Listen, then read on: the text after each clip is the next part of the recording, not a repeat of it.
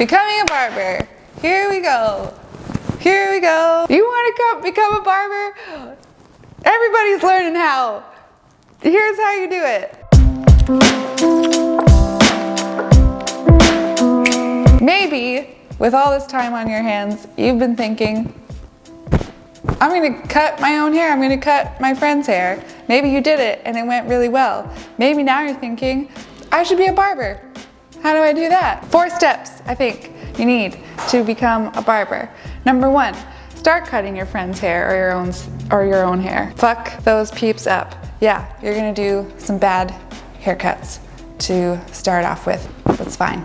Don't do too many before you get to the second step, which is find a mentor. But I think starting off with cutting your friend's hair is a great way to just feel comfortable with a pair of clippers in your hand so they're not shaking the first time you go to cut someone's hair that you don't know. Number 2 is find a mentor. A mentor that highly values education, specifically your education.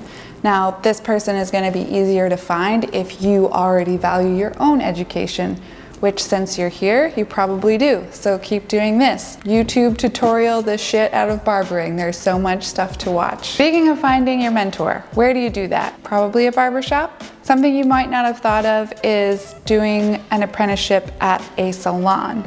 This is what I did. And then I transitioned into barbering. I have been in the industry for over a decade and I trained under an old school Italian man. If you can find one of those as your mentor, I highly recommend. And if you've been digging into barbering culture, you've probably noticed that what a barber is has been expanding and what is expected of them has been expanding. We're moving away from the old model of walk-ins only, 9 to 5 kind of hours into more of an appointment-based solution, which looks more like a salon model. So at a salon, you're going to learn all those things, including some color theory, which is where the real cash is. Cha-ching. Client experience, which is the whole part of being in business. And when you are behind a chair, whether you're a stylist or a barber, you own your own business. Number 3, work for free and a lot. How long do you have to do that? Well, the road to licensing is going to be different in different regions, so Google that shit up. In Ontario, you can do it a few different ways.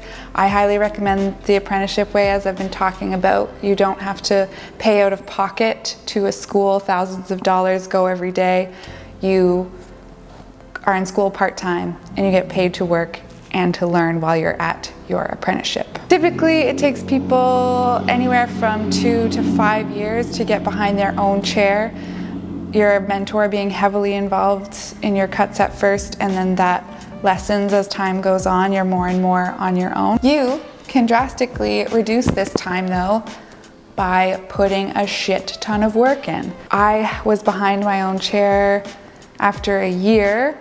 I was allowed to be behind my own chair 1 day a week because I worked like a fiend. I came in on my days off and brought people in to cut their hair and asked senior people I worked with to check my work. I stayed late after 10 and 12-hour shifts to cut hair for free when I was first starting out. So do that. What you put in, like anything, you're gonna get back out.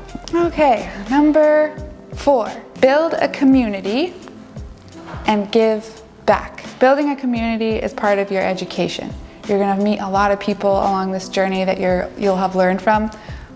Probably just 1 or 2 in the beginning is good to start with, and then as you get more into it, you want to pick up as much knowledge from as many places as possible to add to your tool belt. And that is forever. So these steps keep going. You just keep repeating them. Steps 1 and 3 look quite different once you're further in on your career than when you're starting out, cutting friends' hair and working a lot or for free. When you're first starting out, giving back is something you can do as well by going to homeless shelters or youth centers, at-risk youth centers where people need haircuts and are going to be very appreciative of the service you're offering them. Once you're further along in your career, cutting your friend's hair and working all the time and giving free cuts is going to look quite different.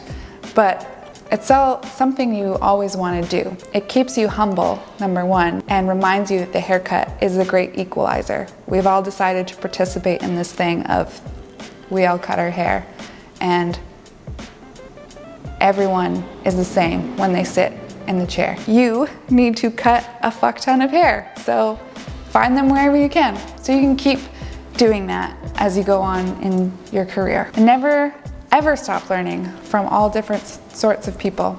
And this is going to enable you to give back to that community. Anyway, I think that's enough. How to become a barber, 4 steps. Yeah, cool. Okay, bye. The weather outside is weather.